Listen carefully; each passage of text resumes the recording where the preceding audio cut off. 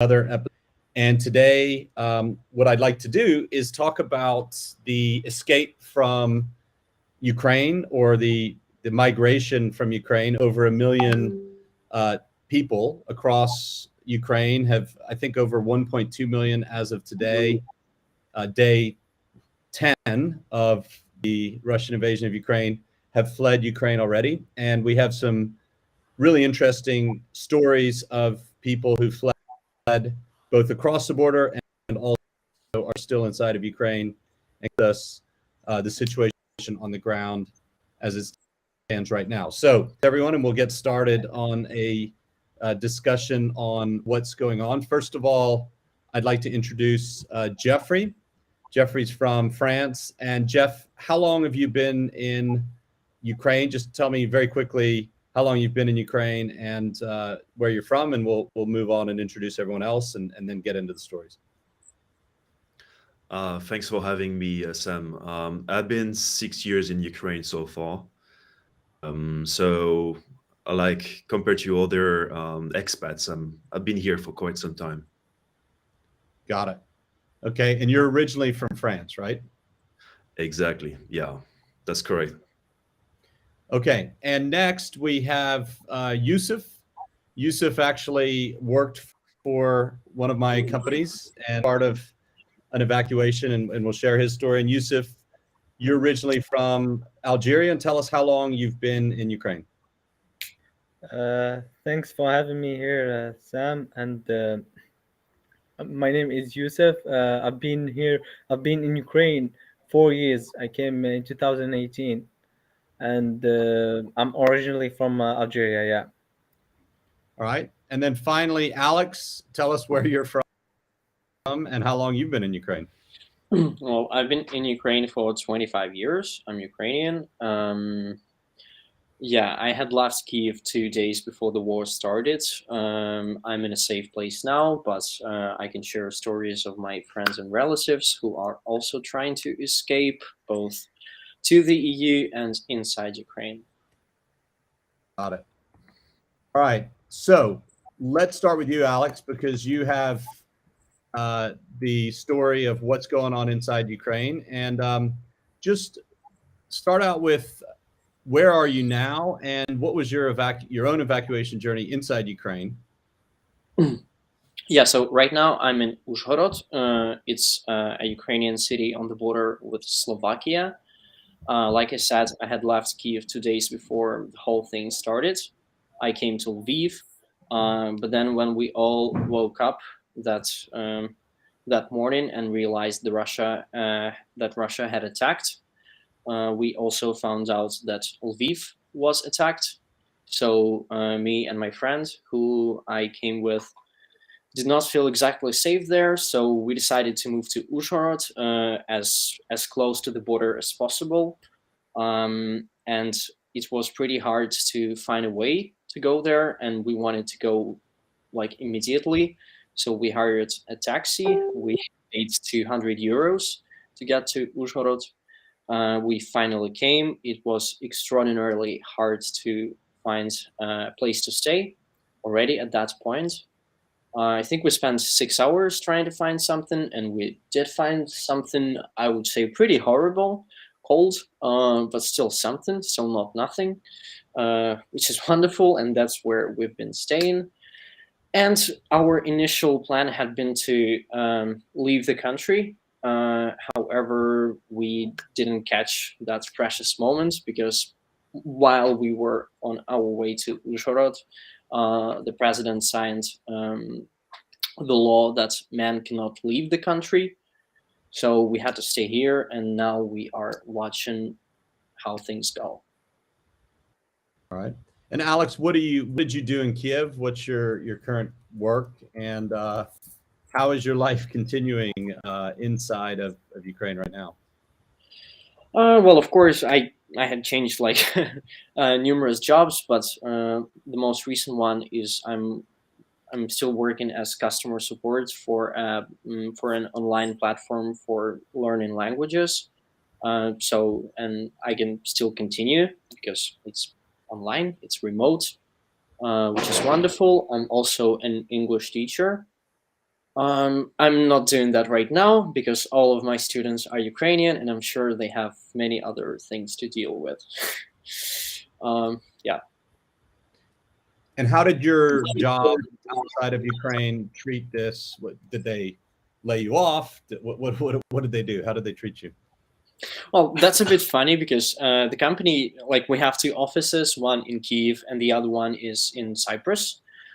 So the company is registered in Cyprus, but it was actually founded by Russians. So that was an interesting, like, turn of events and stuff. But basically, they've been supportive. They offered financial aids to every employee, $1,000, or I think it could have been 1,000 euros. You don't have to pay it back. And that's pretty much it. We try to work as much like as we can because the rest of the team are in Kyiv. They are like getting constantly bombed and stuff. My colleague has a pregnant wife who just started giving birth and so on. So basically, I'm pretty much the only one who's working out of the whole team because I'm in the safest place. So you're actually doing the work of the entire Ukrainian team. Entire Ukrainian support team, yeah. All right. Well, I'm sure they appreciate it, both your bosses, but also your team members, and everyone's still getting paid regardless, right?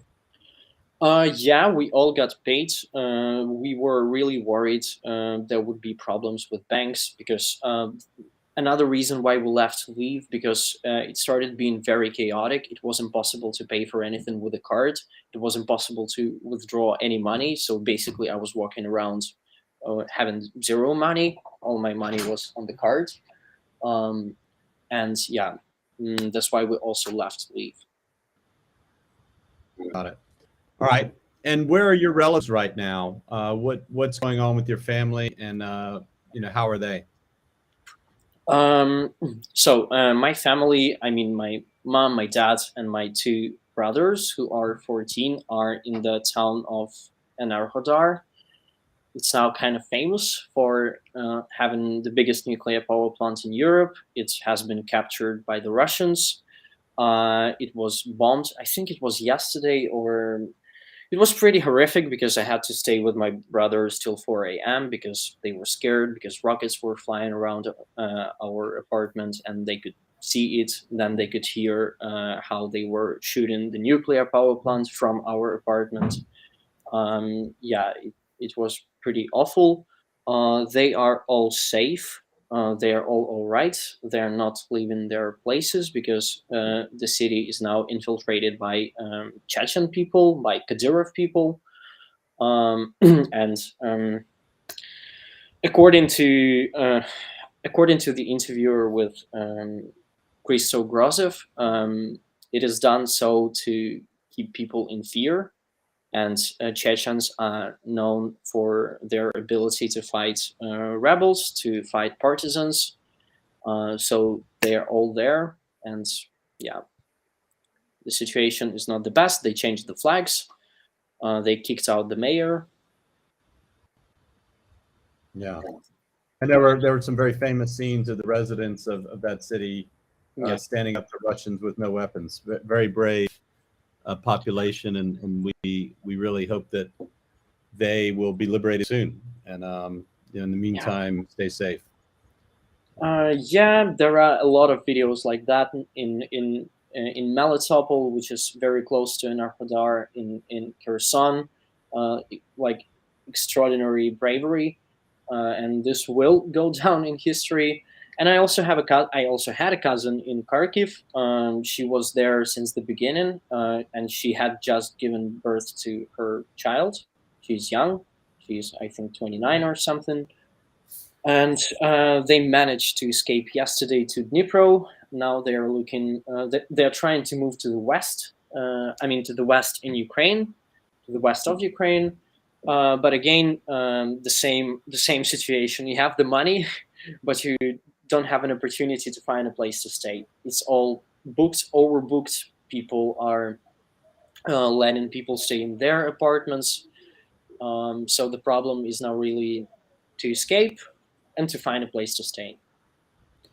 Well, that's why I'd like to actually just remind everyone who's watching the show, and Alex, you may or may not be aware, the Borderlands show is part of a nonprofit that I'm in the process of forming both in Europe and America called the Borderlands Foundation.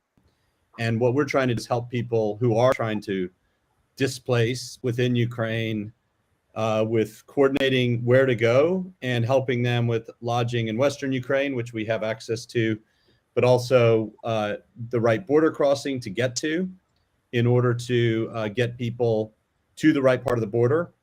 And then when they pick their border crossing, coordinating for them on the other side of the border, whether it's in Poland or Romania or Moldova or Slovakia or Hungary, we're trying to help coordinate with all that. So I'm just reminding those of you who are watching, if you enjoy this show, if you want to help people in Ukraine, all you need to do is just donate the show video. There's a link to our GoFundMe page. Until we get our nonprofits up, you can donate and help people. So Alex, ask your relatives to go to borderlands.com.ua, fill in a help ticket, and we'll give them that help. And also, I've also had people reach out to me who are doing evacuations of people in danger zones. Now, I do not advise people. We do not take on the responsibility of advising people whether or not they should evacuate, because I want to emphasize that you're going to hear Jeffrey's story in this show. It is very dangerous on the roads, but if someone makes that choice because they assess their current town as more dangerous than the roads, we're happy to point them to people who to help with that. But again, that is completely wanted to let the audience know that. So Alex, your sister is also, right? She was in the most brutal part. It's on the outskirts of Kharkiv, very close to the Russian border, to Belgorod. And basically, she had to spend days and days and days in the bomb shelter with her newborn child, which was hell. But they did decide to take that risk. They kind of calculated that attacks stop in the morning, in the early morning. So they took the car and they left. They managed to leave. Yeah, it was indeed super dangerous. It's also like hard to leave because there are also many other cars trying to escape, and but they did manage. Everything's fine. But still, of course, there are lots of people who have not been able to do that. Yeah, no, and they got, and where now we help them also. Where they they are in Dnipro, and again, their biggest trouble right now is to find a place to stay anywhere in the western part of Ukraine, any city. So we can help them with that. Sure. I will send the link, and I do appreciate your work. Thank you very much. All right, well, last but not on your story, Alex, what's going on with President Zelensky talking about creating a green corridor? People cross the border with Russia. What's that story? I heard you knew something about that, and the green corridor they're negotiating around Kharkiv. What's the story on that? As always with Russian green corridors, it's very messed up. You could see that in Syria. You could see it in different parts. I've asked my sister if she heard anything about any green corridors, especially like going to Russia. She did not hear anything. And right now, what Russia is saying that we were ready to have that corridor, but Ukraine refused, messed it up. So we are back on track, attacking, back on advancing. So yeah, it's just messed up. The negotiations and promises of green corridors, of course, seem to not be materializing for people in danger zones. Negotiations are hopeless, and you can just forget this word. Okay. All right. Well, thank you very much, Alex, for your insights from inside Ukraine. We always love to have people from Ukraine on this show because get a sense of how the people are feeling overall is important. Last but not least, how do you feel about your country and what's happened the last 10 days overall, and the prospects for this conflict? It's hard to convey my feelings. Still, I don't think we have completely realized what happened, because especially from when you are from somewhere safe, so I'm not under attacks. It's still like a film in my head. I still cannot believe this is really happening, especially when I'm falling asleep or waking up. It's a bit still unbelievable. And what is happening is completely horrific. They have destroyed our lives, all of our lives. I'm somewhere in a horrible place. I mean, not as horrible as many other people. Um, Obviously, people have lost their homes, some have lost their lives, and so on. Um, we are filled with a lot of hatred, outright hatred, and mm, I we are all managing, I would say. It's all fine, and I will not express my point of view. I don't know how it's gonna go. I see a lot of heroism. I see a lot of bravery. I see why Russia's plan A, let's put it this way, had failed. But according to Britain, for example, according to, let's put it this way, my British sources, that Ukraine does not stand a chance. Eventually, they are giving us 40, 60 days. They think that Russia will completely destroy everything on their way, and seems like that's exactly what they're doing. Um, Russia seems to be prepared. I mean, Putin seems to be prepared to use nuclear weapons, not necessarily on Ukraine, by the way. So I think the worst is yet to come. So I'm just trying to make sure that my friends and relatives are neither positive nor in despair. I would like them to focus on information, focus on their safety, and make sure they are as safe as possible. That's what we're trying to make sure that people can survive. Mm-hmm. Well, thank you for sharing that. I know that's hard to discuss, the mixture of optimism that I think everyone needs in a situation like this, but also the realism Exactly. that also need to be not disappointed or devastated when things don't go as well as, and that's really the ultimate form of resilience is if you lose all hope, then that becomes a self-fulfilling prophecy. So I know that that's hard. Yeah, if I may jump in as well here, I think each of us here, I mean, everyone linked to Ukraine and who's been there for an extended period of time knows someone who already kind of like died because of the war, right? I don't know if that's the case for you guys, but in my close cycle, I already know someone who lost a relative in Chernihiv. In that case, that person died because of like bombing, and her daughter is actually in intensive care at the moment. Almost everyone I know, right? It's already, the conflict is already advanced enough that there's already quite a lot of casualties among civilians. Yeah. So from the inside, we already kind of understand that this is, not a pure military operation. Yeah. Mhm. Yeah, and unfortunately, those stories are going to continue from a lot of people that we all know, and we're going to have to process that and deal with that as a society. Which we're all part of the Ukrainian society. We've all lived there for several years, and I can't imagine how hard this is for people who are from here originally, in terms of being born here. But Alex.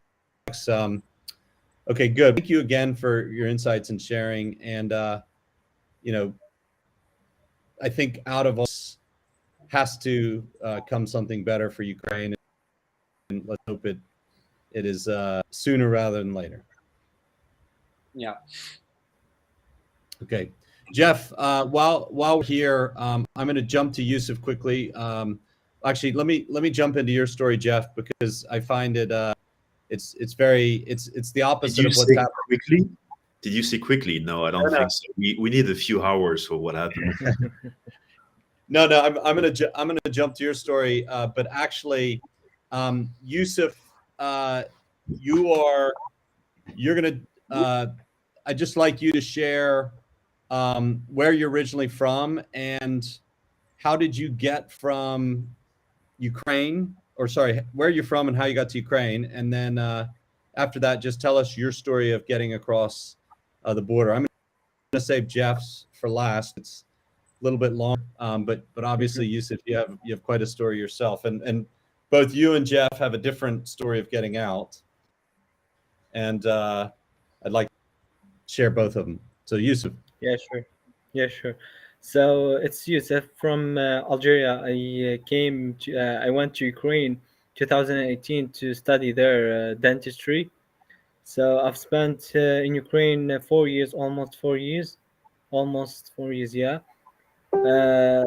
And I started working with the Sani desk in customer support team as customer support representative. Uh, uh, was just at the end of last year. So before in mid of January, I guess, or the beginning of February, we were told by you, Sam, that there will be an invasion in February. In 20 February, you said, I remember exactly that you said maximum it will be 22 of February, and it was 24. So you and the team, you set a plan for evacuation, the whole team from Ukraine, from Kyiv. We were in Kyiv to the west of Ukraine, Truskavets. So we went there. I went from the beginning. I was the first one there with Katya and Andrew. We've been there for 10 days. I couldn't cross the borders to Poland with the team because I didn't have visa. But the first day when they attacked Ukraine, it was a safe place as in Truskavets.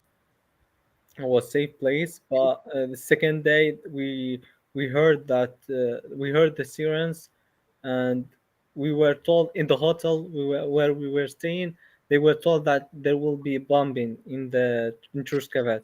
They took us to the basement, and we stayed there. I was working in my shift at 6 a.m. actually, and everyone was sleeping 6 a.m. Imagine, and we were told in the radio there will be a bombing. It was terrible. So our friends, from my friends from Nigeria, they told me from the team, she was Miracle. She called me. She said, "Let's just move to Poland. It's second day, and we never know what will happen in the future. So we just went to the borders. Was 77 kilometers away from Truskavets. We took a car and we were there. There was a huge queue of cars, so we were obliged to walk on foot. We walked almost 7-8 hours to get to the borders, and here it comes the huge story. It was terrible at the borders. Yeah, it was awful. It was just awful. We were there 26, I guess, or 27 of February at 4 p.m. Yeah, we waited till 12 hours. Yeah, 12 hours from 4 p.m. till 3:30 to just cross the first point. This first point, two doors, and there was soldiers there. They when I get to the first point, they saw I wasn't alone. I was with Miracle and from Nigeria. They were from Nigeria, and they seemed to be from Nigeria. So the color of the skin. So someone, he was not from soldiers. He wasn't wearing the uniform. He just came speak with us. He said I was the only one white, and they were they seemed from Africa. So they grabbed our hands, and he said, "You don't have children. Go back. You will not cross." He wasn't wearing a uniform. He wasn't from soldiers, but he told us as I don't I don't say he's from Ukrainian soldiers or something like that. Anyway, so I just decided to move on and go back to the queue, and I make it. I crossed the first door. I didn't cross. I was. I don't want to remember that what happened that day. It was terrible, and I was freezing. Actually, no food. I had water, but I didn't want to drink because I might lost my place in the queue. So I wasn't I didn't have chance to go to the toilet. You understand? Yeah. So we stayed there. Yeah, we stayed there. And the second point, it was hard, but it was better. I just waited for only 6 hours. Only 6 hours was better than 12 hours. And we crossed the border. I crossed the borders. I lost the others in the queue.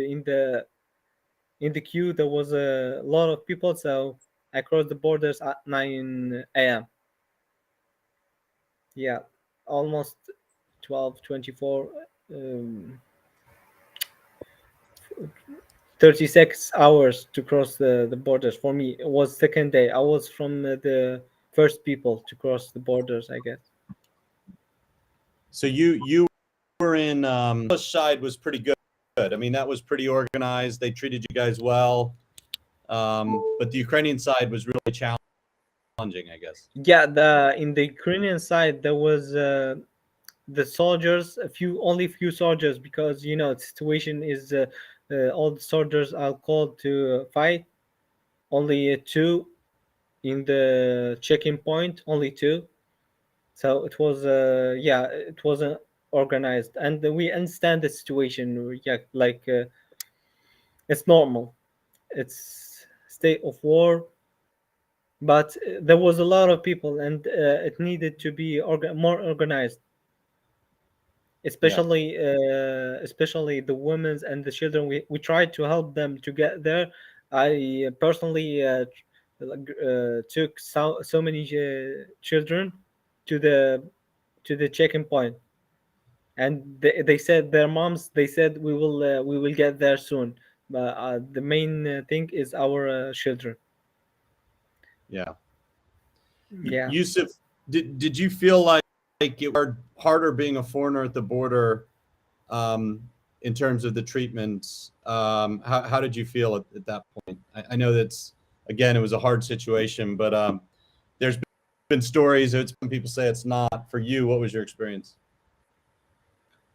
For me, from my perspective, the Ukrainian authorities, there was no difference between us or Ukrainians, but when it comes to stress and anger and fear, the Ukrainians were so afraid, especially moms and their children, screaming, yelling, shouting, even fighting. There was a fight.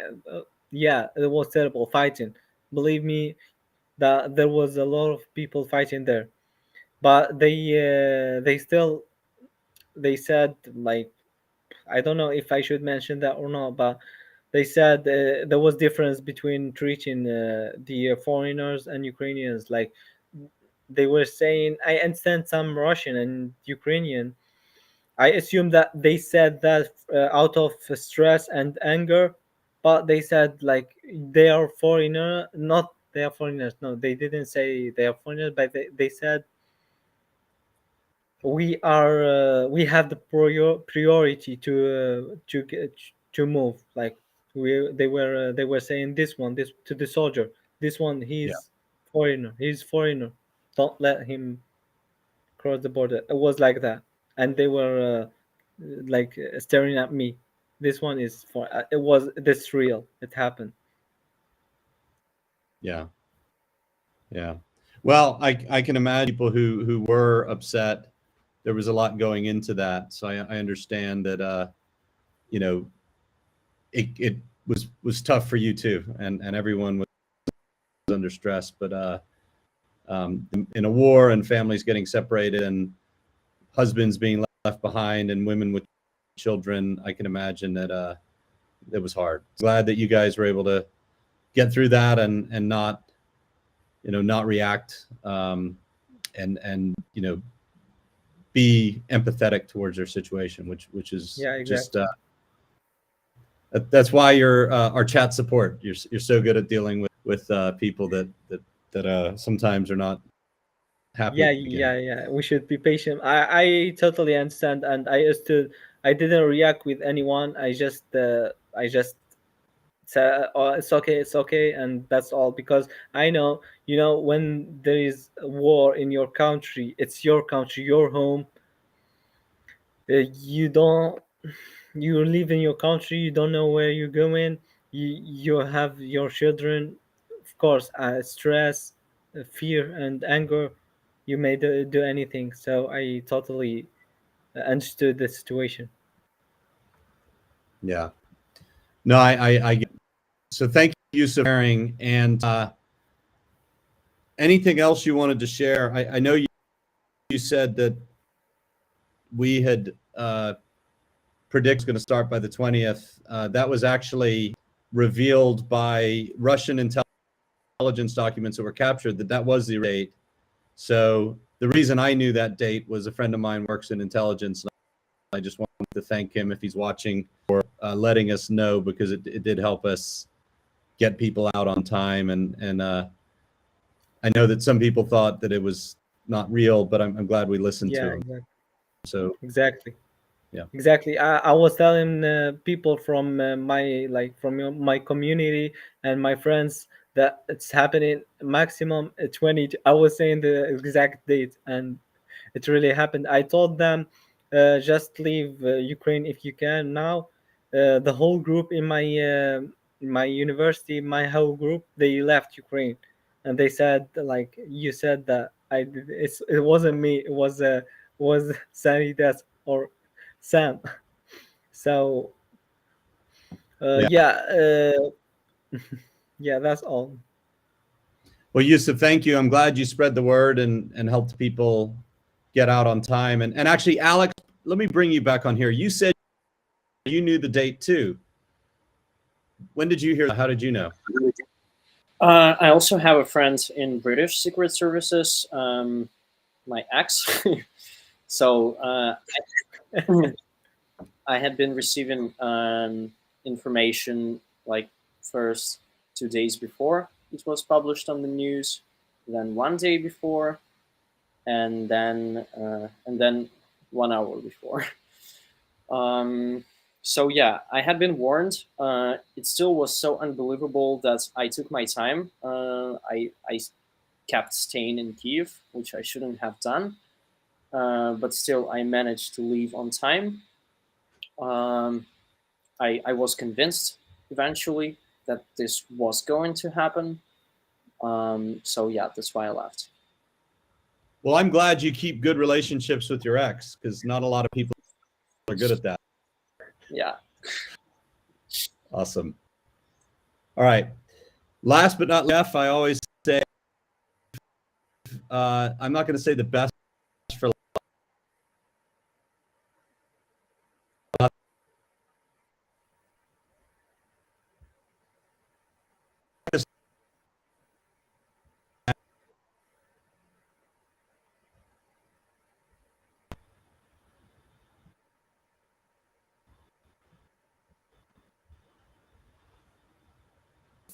Do you like us to show your video now, or do you want to start out with your story first? I think the it was just cutting for a small for a short time, so I don't know. I didn't hear what you said. Yeah. I Well, think it's Jeff, best let's like start with we your story. Let's start with your story, and I'll show your video when you want me to. I think we can show the videos at the same time. But in short, I'm an entrepreneur. So I'm working in tech and I'm building the future of music. It's called Stage. So unfortunately, I'm not like you guys. I don't have an ex-CIA or a special American intelligence, in my social circle. So I was not warned. And the night before it happened, I was with friends in a top restaurant in Kiev, and we were having a really good, dinner and everything, and we didn't suspect anything would happen. We were even joking about it with our friends. We were like, what do you think about the situation? And we were like, come on, it's not gonna happen. I mean, why would he even like attack now? And so I slept a bit late. Funny thing is, like 3 or 4 hours afterwards, when I really went to sleep, I was awakened by the bombing. I initially thought that it was some kids down my flat who were having fun with fireworks, and I was thinking, holy hell, those kids these days, they don't respect, right? I opened the window, and then it was really big explosions, and I was seeing things on the horizon. And then I started thinking, okay, this is not normal. This is not kids, right? And I quickly went on Twitter, and there was I just searched for Ukraine, and here it was, attack organized. I mean, in Ukraine, and Russia is attacking. And so that's how I got to know things. I was awakened by bombs. Now, a few minutes down the road, the sirens started, ringing, and then I started like thinking really fast. Yeah, exactly. The way this is like 10 minutes or yeah. So I don't know. The videos are not playing really. So the videos you're seeing here are stories that I posted on Instagram. The thing is, like, the moment Russia started to attack, I got swamped by a lot of DMs and support. A lot of people were telling me that they were there for me, that I should be careful. And so what happened is, like, I could not answer every single person, every friend, every member of my family. And I thought the best way that I will be able to keep everyone informed with the fact that one, I'm alive, and where I'm going or what am I doing, is to start posting some stories when I have some time. What happened is I was quickly thinking about what are my options. There was really two options, and first I was thinking, okay, I can stay in Kiev, but it's gonna get more and more dangerous, and the more you stay, the more people are going to be on the road, and it will become quite dangerous. The other thing is, people are going to also move very quickly from Kharkov, which is a city eastern of Europe, of Ukraine, meaning like people from Kharkov are gonna start going, and then they will arrive at the same kind of like place as Kiev, which means that there's going to be even more people on the road. And on the other side, I was thinking the challenge is that Russia is attacking from the north, which means that by tank speed, which is about 90 kilometers an hour, tanks could be in Kiev in about 3 hours, right? If they drive really fast. And so I was thinking I have about 4 hours most likely to leave Kiev. So I started packing everything really quickly. I called my parents, saying, look, I love you guys, and Russia just attacked, and I'm packing the most essential stuff. I know that I have some time, but I need to leave as soon as possible, and I will keep you updated. I was not really good actually at keeping them updated, to be honest. So I just dropped a few messages here and there. And so I packed the most important things: laptop, passport, credit card, and a few things. But essentially, I packed no more than like a small bag, and I left Kiev. On the way, the traffic was extremely congested. The road that normally leaves Kiev, like the big roads, the big main roads, I chose not to take them for the reason that I knew there would be too many people. So what I did is I took the small roads. Small roads were better, definitely better. Now, the funny thing here is that those roads are converted into kind of like big exodus road, and you have all the cars driving in the same direction as fast as possible. The road was extremely dangerous in the sense that you have cars going as fast as possible. People don't care. It's war. They know that their life is in danger, and they are trying to just like skip the line or try to go as fast as possible.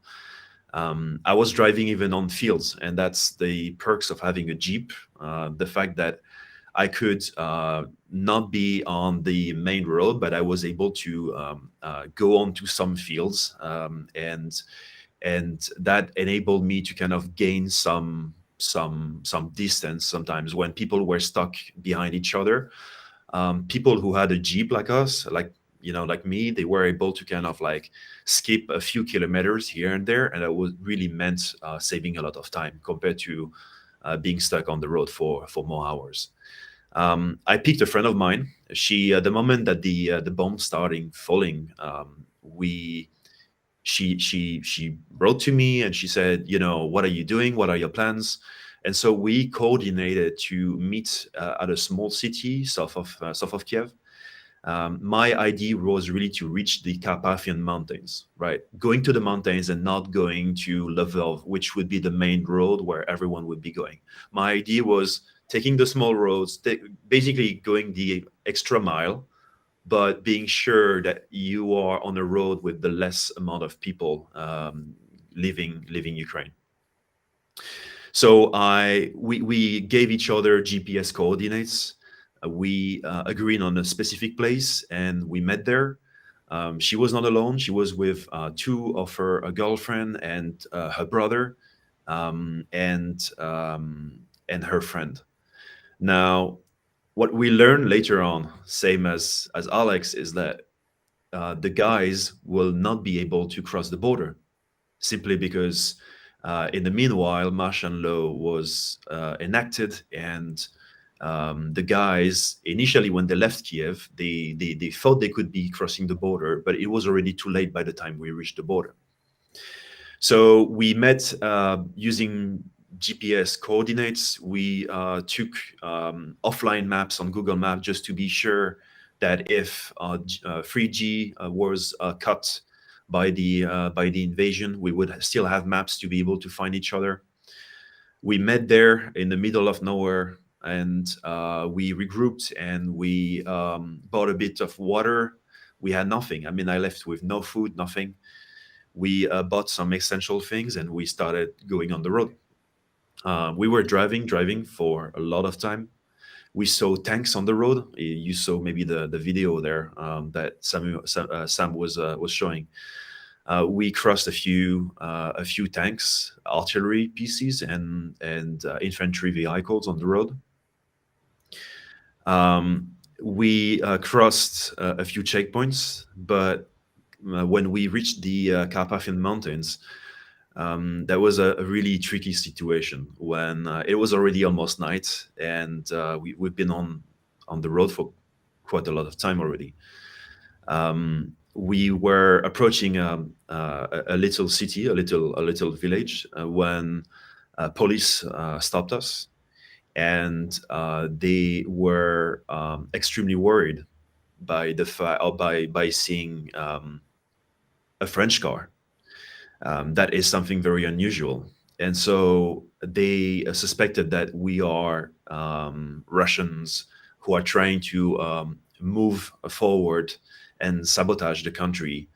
So I got basically three policemen surrounding me and pointing the the Kalashnikov guns at me.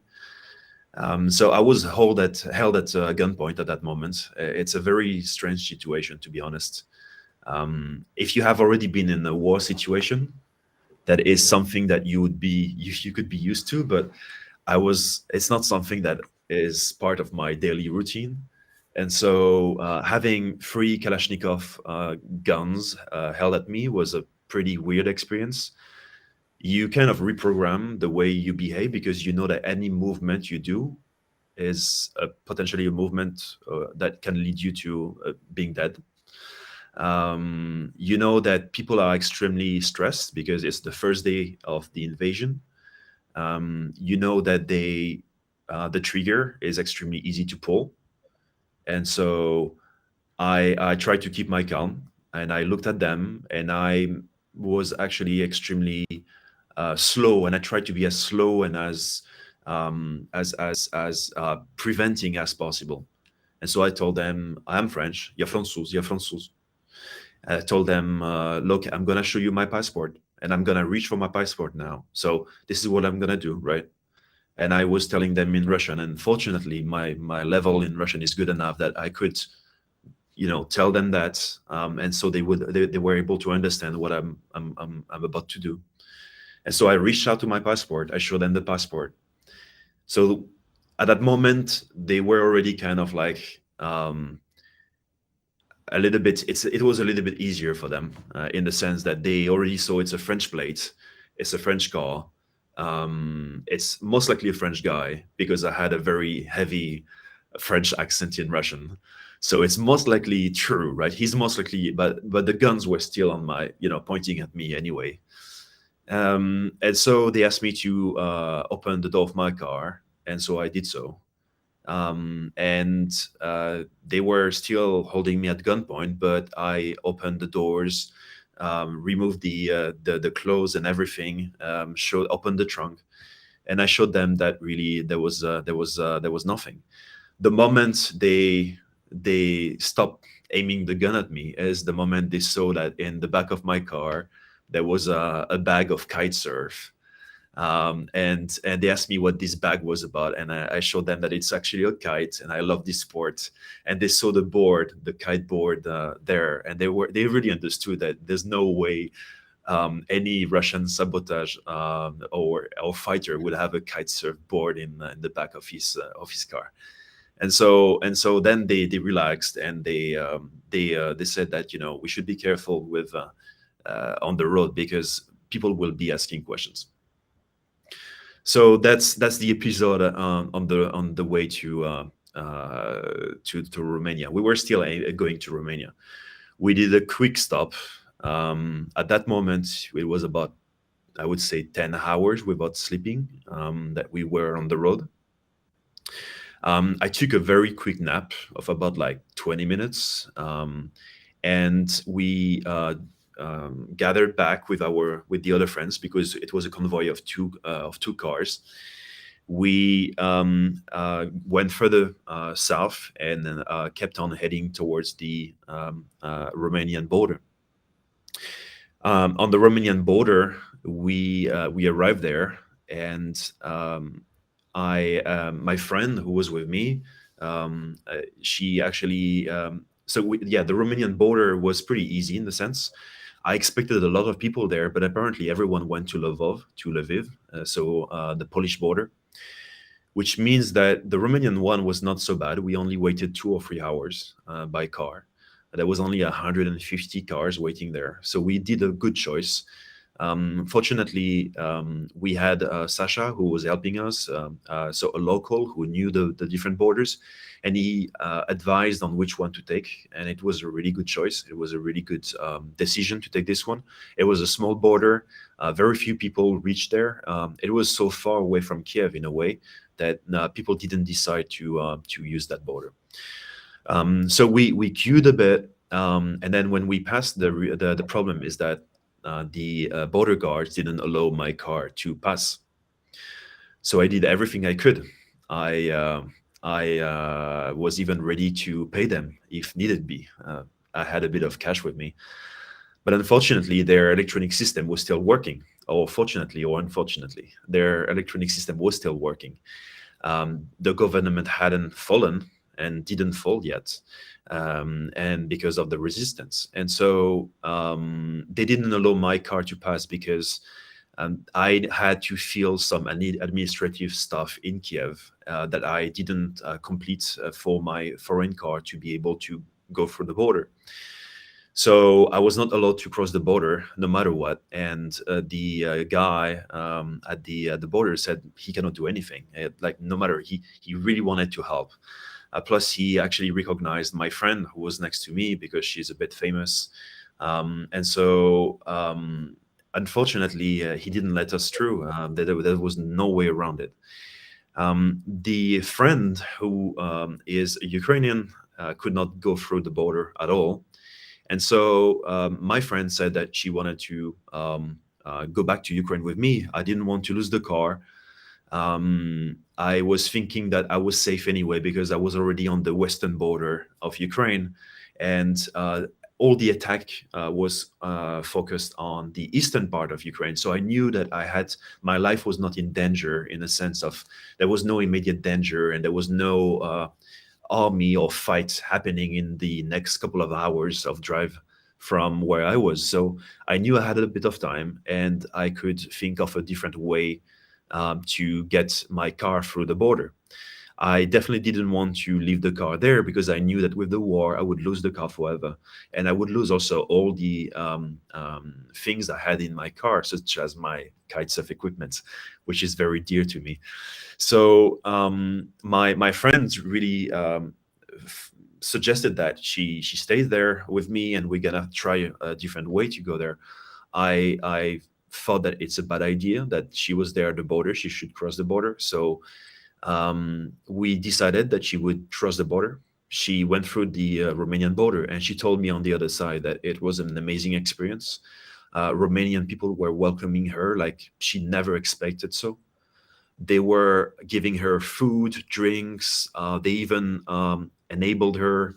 They even brought her by taxi. They took her by car, sorry, and took her anywhere she wanted to go. They were extremely welcoming. There was actually a lot of people waiting for all Ukrainians passing the border.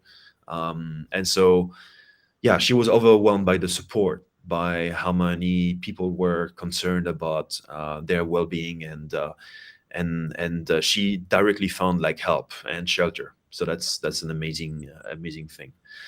On my side, unfortunately, I had no other choice but to go back to Ukraine.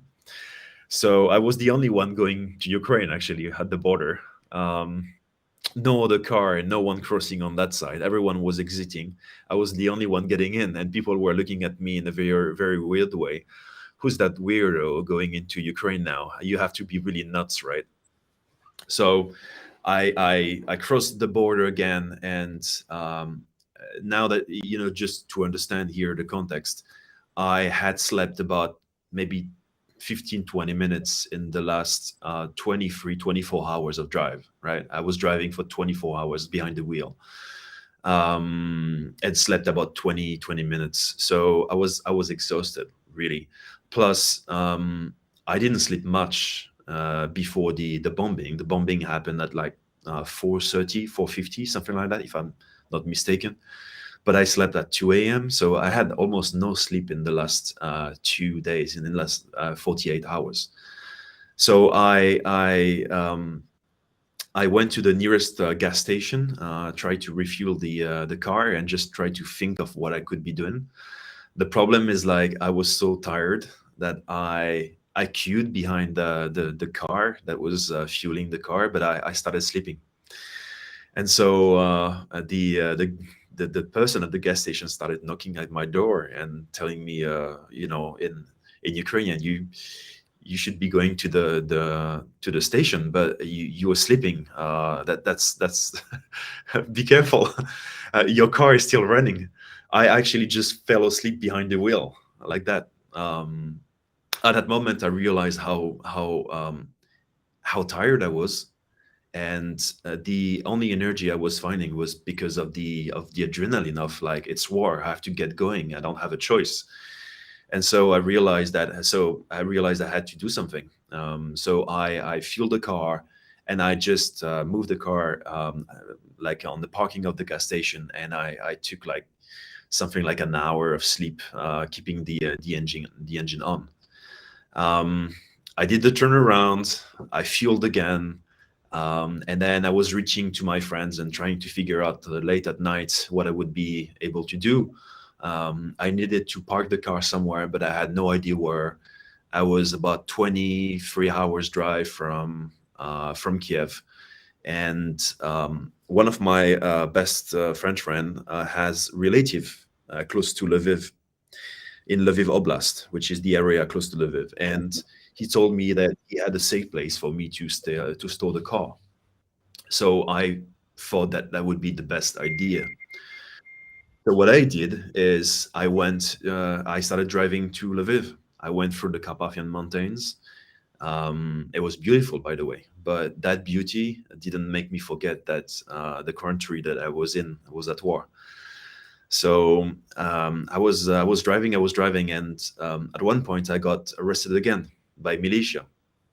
Some of my luggage were moving in the car, and so at one point I just stopped on the road trying to rearrange my luggage so that it would not be moving every time I was turning in the Carpathian Mountains. Problem is that some people, some militia there, thought that it was a weird move. Why would someone with a French car stop in the middle of the road, on the side road, and just open his door and do something in his car? So I got stopped again by people. This time it was not police like before on the road. It was actually militia. And so militia means that it's just Ukrainians with guns who thought that they have to protect their land, and they had guns pointing at me again, and they were not as nice as the police. Police know how to handle guns, and they have a bit more temper, let's say. They are more used to having guns and holding guns on people. The problem with militia is that I think they just started to control their territory morning when this happened, and they were extremely stressed. And so they were swearing at me in Russian, and I know what they were saying. I'm not gonna say it here on the stream because that would be really bad. But unfortunately, I was able to understand what they were saying, and it was not pretty. And so yeah, I had. Did they know you understood? Do you think they know what you Yes. understood, or they assumed you didn't? Yeah, I made it very clear that I understood it because I started saying that I was French. The same as with the police. I'm French. And they asked me like, "What are you doing in the middle of the road?" That is very weird. I'm gonna remove all the bad words. They were asking me what a French car is doing in the middle of the road, and I was explaining them that I'm just rearranging my luggage because my luggage is bouncing from side to side in the car, and we're filming it. So one was filming it. The two others had guns. One had a gun in his jacket.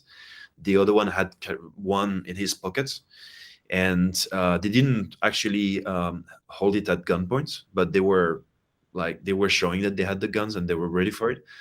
They were extremely stressed. That's the problem. And I knew that this could go AWOL any moment.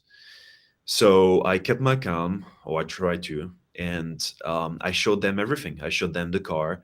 I knew that if they wanted to, they could just steal my car. They could steal anything. They could steal the equipment. I had my laptop. I had my phone. I had my passport. They could take anything. They took my passport. They asked me the passport. So we're not talking about police here. They had no rights, but this was wartime, and so wartime with So yeah, this is a little bit before, by the way, the videos you're showing. Yeah, this is, we're still not there yet. We're not yet at episode 10. So they asked me my passport, and they started checking where I've been going. They were looking for a stamp from Russia, like if I had been recently, in the last month or something to Russia, that would have been a real problem. So they checked quickly the stamps. They didn't see that actually I had been in Russia in the summer for vacation. Fortunately, they didn't see that. They focused on. That could have been dangerous. Actually, they saw that I might be dead by now. Yeah, most likely. Yeah. Especially with the stress they were in. They were extremely stressed. Their voice was one had almost a shaking voice. He was extremely stressed by the situation, by what was happening. It's a good point for anyone who is ever thinking about traveling to Ukraine. Don't have a stamp in your passport, I think, going forward. Yeah, but even back then, it's a problem.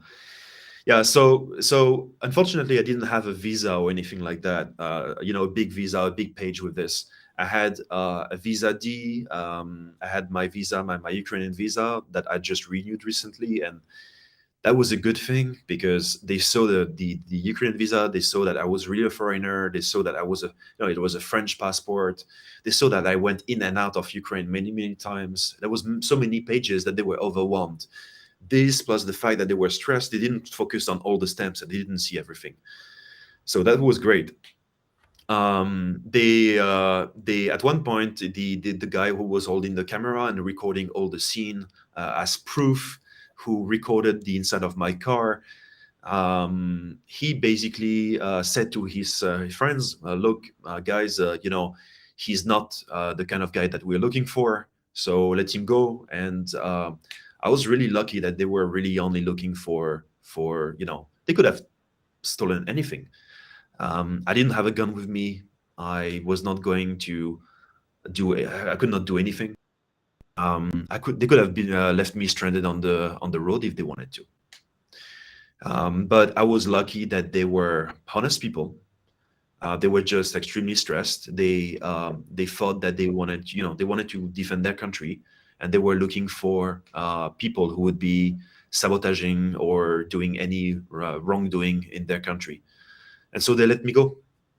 I was driving behind them for a while afterwards, and I managed to reach my friend's relative who was in Lvov Oblast in a small city called Stry.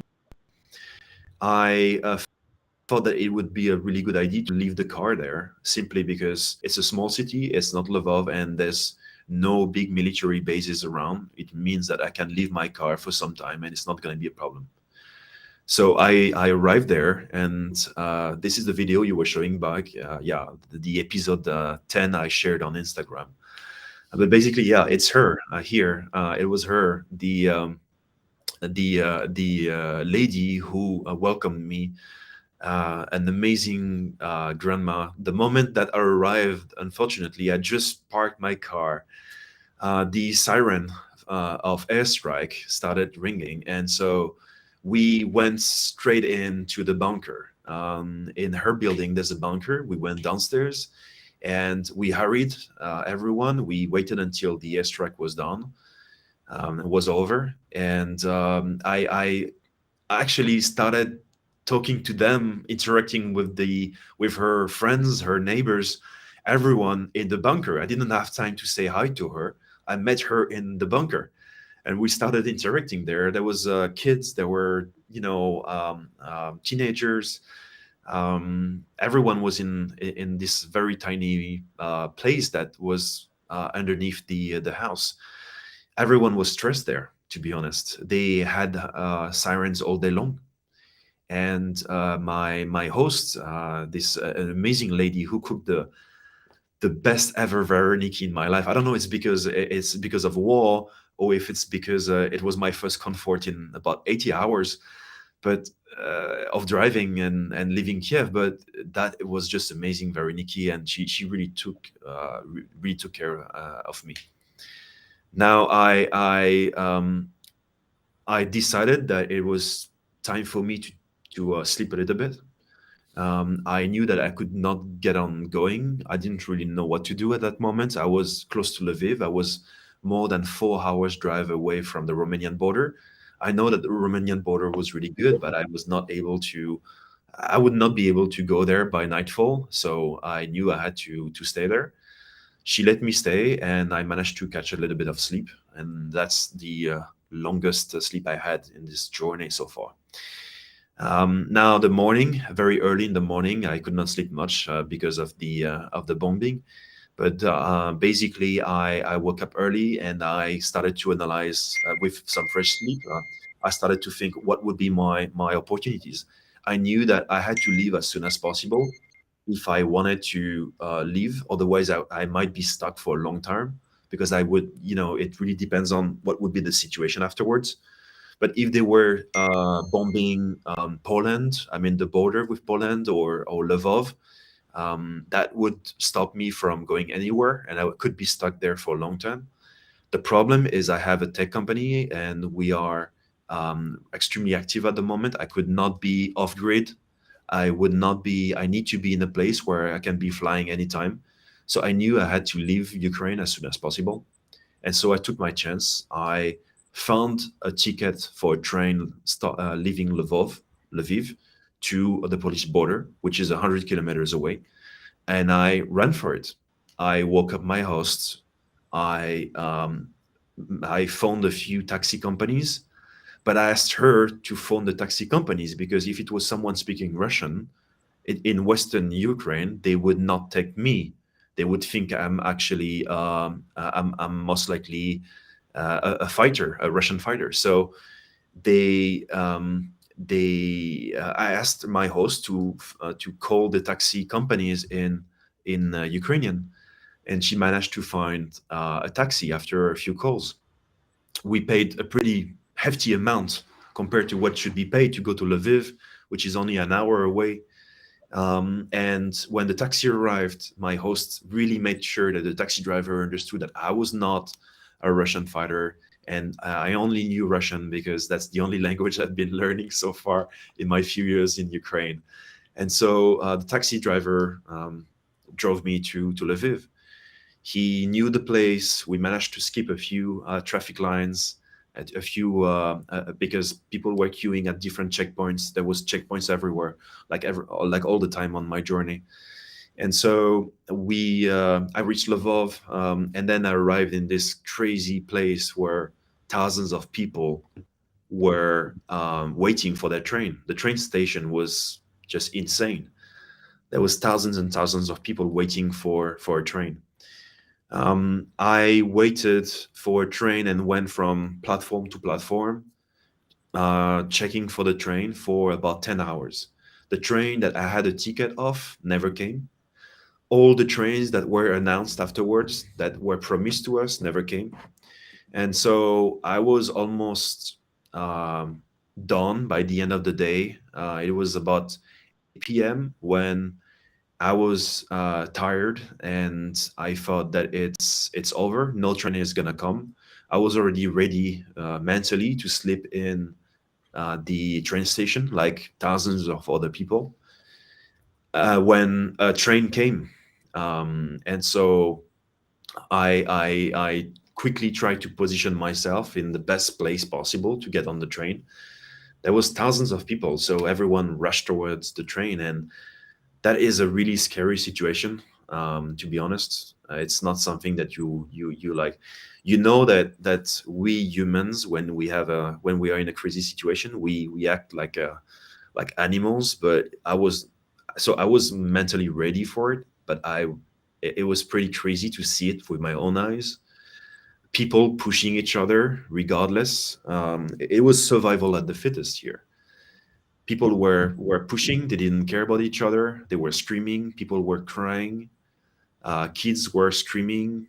But the worst of all is next to me, just on my right, I saw a kid who was stuck between his mom's bag and the people, the guy who was pushing in front.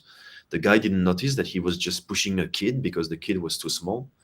And so I saw the kid's face stuck against the bag of his mom, and the mom was just trying to rush towards the train. So she was holding her kid on the bag, but she didn't notice that a lot of pressure was on her kid on the back, with all the crowd pushing. And so when I saw the kid, I just took him, and I raised the kid out of the crowd, and I told the mom that she should be careful. I'm now wondering what would have happened if I didn't do this. Like, I don't know. Maybe the kid would have died. He was stuck against the bag of the mom, and I'm just hoping. I'm really hoping that no one died that evening, like this way. I have no idea. The thing is, like, it was crazy. Like, when I think about it, I'm still hearing the crowd, like the people screaming, shouting, people begging to be on the train. I got lucky. I got really lucky. Not like thousands of other people who didn't get on that train, on the only train to Poland from Lvov. I was lucky because I managed to keep calm, and I was talking in English to one of the military guy who led people on the train, but who was down the train at that moment. And because I kept on talking to him and saying that, talking about like how to get on and everything, he kind of like befriended me in the maybe 20 seconds that I got close to the door, and he just said that I could get into the train. And that's just how I got on the train. I got on the train, and then I thought it would be a quick way to Poland. It's only 100 kilometers afterwards, right? But actually, the horror just started because the train was going to last 23 hours. So now I was already standing for 10 hours in the cold, in -2, -1 outside in the train station for all day. I didn't eat anything. I didn't drink anything. And the train started. So yeah, what you're seeing right now is exactly this. The train was so full that we standed in that train up for 23 hours. So I sat for about 15 minutes in 23 hours. It was so difficult actually to stand in the train that you could not be in a comfortable sitting position, meaning like you were pushing people all the time, and reaching the toilets in the wagon was taking you about 5 to 10 minutes just to squeeze your body a bit like a snake through people towards the toilets. The train most of the time was not moving at all. The good thing though is that you are next to everyone, and I was next to a lot of people, but most people were keeping calm. And of course the situation was unbearable. But what I noticed here, and that's something very specific, I didn't expect people to be behaving so nicely. If you put a train full of Westerners, full of French people or Americans, in the same conditions, people would be breaking up. They would be broken already. They would be screaming. They would be punching each other. They would be fighting. Here, people were speaking to each other. They were calm. There were a few kids screaming and crying, of course, but altogether, people were holding up. They were resolved. They were keeping their calm, and I was really impressed by that. To be honest, I didn't expect people to handle such conditions. It was extremely hot inside the train. There was no air conditioning. It was smelling toilets because everything was open and there was not enough place. And in all that misery, I still met amazing people. There's especially two ladies that really helped me out, because I thought it would be a very quick. I mean, when I left the area before Lviv, I really thought that it would be a very quick train. I had a ticket already, right? So what could happen? I have a ticket, I have a sitting place, and it's only 100 kilometers from the Polish border by train. I should be there in an hour, in 2 hours max, right? I never expected it would be a 23 hours journey on the train sitting, and so I had nothing with me. And so two ladies there were just amazing, and I really want to thank them, Yana and Nastya. If you see that stream, I mean, thank you so much for your help. That's you guys will forever be remembered. They helped me out a lot. They gave me food. They really prepared for the journey. They were on the complete opposite of what I did. They had bananas. They have like fruit bars. They had coffee, like ready-made coffee. They even actually, when we arrived in Poland, they even offered me this. This is now the most useful thing in life, I realized. A thermos is the most essential thing for this kind of journey. They offered me one as a token of great, of friendship. This is something that you guys need to have if one day you need to leave a country at war. That is more important than a knife, right? Because that will keep you warm. It will keep you hydrated. And the tea is luxury when you are on a train like that. It's luxury. You can trade it for anything. And so with those girls and guys who were standing up, some people were really lucky enough to have a sitting place. I was not lucky enough because I basically onboarded the train last as a man, because it was priority to women and kids. So I was standing up with lots of elderly people, women, and so on. And I even had people sleeping on me. They were sleeping on my shoulder, standing up, and that's the way we spent the 23 hours. We were talking, we were singing, we were having fun, we were sharing stories. We connected in a way that you never connect with fellow humans, I would say, because we were in the same shit, in the same way. And the funny thing here is that no money whatsoever can change your situation. You can be the richest man in the world, but when you leave war and you're on a train from Kiev to from Lviv to Poland, you might have all the money in the world. You're just like everyone. You are like you have no advantages at all, and it's all about the little comfort, like a hot tea with this kind of amazing things. So that's all the luxury that you have. So that's about the story. It took us 23 hours to get to Poland, and then we were welcomed by the Polish border. In the meanwhile, the train stopped a few times. We were let outside to roam a little bit. And train was never advancing, so that was like it was supposed to be only a few hours, but it ended up for 24 hours. And so you can expect that now, by the time I arrived in Poland, it has been in total 5 days where I slept something like 10 hours, 9 hours. So I was exhausted. I didn't wash. I was looking like a homeless person, really. So much so that when we arrived in Poland and we took a shower, the two ladies that I was with and who now were my friends, they even didn't recognize me when I took a shower and I shaved my beard.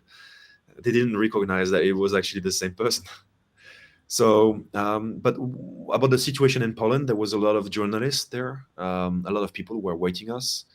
It took a long time to get down the train because priority was on young kids, and then older kids, and then women, and then guys. Guys were only foreigners because no Ukrainian nationals were able to take the train anyway. we got offered SIM cards from the Polish border, and then we catch on the last train that was going to Krakow, and then it was Europe, so everything is fine. There was a lot of help for Ukrainians, for everyone, but fortunately, I just booked a hotel, and then I could get my first real night of sleep. Wow. About 5 So, complete days of hardship. so you met you after your recovery from this, and how long have you been sleeping since you got to Poland? Unfortunately, after that, those 5 days, my immune system, I think, collapsed completely. When the adrenaline wore off, and the body realized that I could relax, I think I just basically the night after I got sick, and I got a fever for a few days. Whatever virus was in that closed environment for 23 hours in the train most likely got into me, and with the immune system very weak, I guess I just got it. And so I only started to recover, and I was in bed the full week, actually. Wow. So I actually remember the exact same thing happened to me when I was in Iraq. I had a very intense 3 days of combat, and my adrenaline was the same way. And as soon as it ended, I got violently ill for 48 hours and just slept, and just my body evacuated, I guess, all the stress hormones in every way possible. And I'll spare you the details, but I know how you feel. So that's a natural post-stress, sustained adrenaline stress reaction. So, well, look, Jeff, that was an amazing story. I know you've had to drop off, and Alex, you're still here, and just wanted to thank all of you for joining. Thanks, Yusuf, for joining us. Thanks for having Alex. us on. Yeah, and I'm just going to ask both of you. I know, Alex, you're on the border. You have any friends inside of Ukraine who have interesting stories they'd like to share from wherever they are? We'd love to speak to them. Anyone who has a cause they'd like to promote, like last night, if you look below the show notes, there was someone from the Resistance, the Free Ukraine Resistance. We allow him to promote his direct donations because we want to empower everyone who comes on the show to share their stories to donate or get donations, especially if they're in need inside of Ukraine.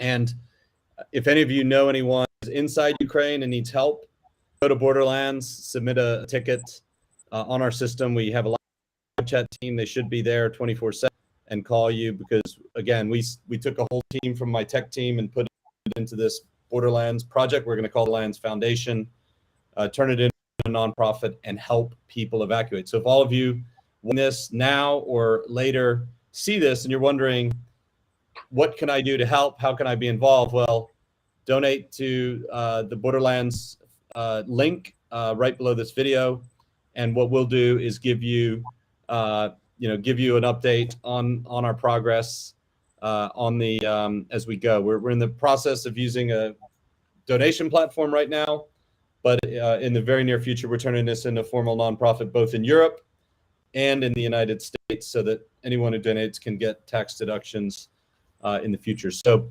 really appreciate all of you who came on, Yusuf, Alex, Jeffrey, and all the past guests, because come back, and really look forward to build this movement, telling these really amazing stories. And hopefully we can generate more support for Ukraine and their struggle, and all feel a little bit more connected in the process. So thanks again for watching the show, and I look forward to seeing you again. Right now we're doing this every night. We'll try to do that as long as we can, but just watch for it on Facebook, YouTube, or LinkedIn, wherever we're streaming it. Thank you very much.